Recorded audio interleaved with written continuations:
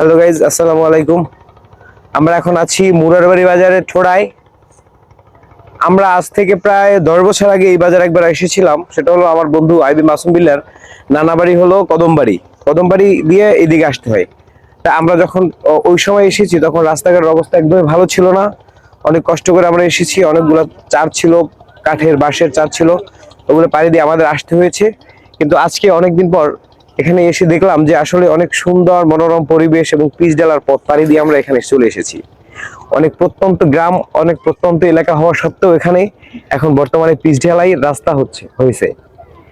খুব অসাধারণ একটা দৃশ্য, যা আপনারা ভিডিও চিত্রের মাধ্যমে দেখতে পারবেন। আর এই বাজারটি অনেক বেশি বড় না হলেও এখানে অনেক মানুষের জমজমাট হয় বিকেলবেলা। বিশেষ করে এই যে বড় বড় নদী, এই নদী থেকে মাছ সংগ্রহ করে জেলেরা এখানে মাছ বিক্রি করে।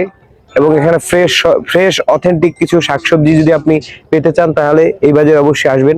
কিন্তু আমরা এখন এসেছি সকালের দিকে, সকালও না দুপুরের দিকে, যার কারণে এখানে মানুষের বেশি সমাগম লক্ষ্য করা যাচ্ছে না।